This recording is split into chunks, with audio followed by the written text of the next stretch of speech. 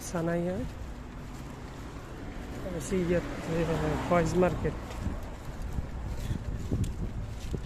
আছে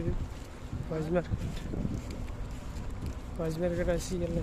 সবজি নিবে এত যে দাম কবে নতুন মানুষ কেমনে খাইব সবজি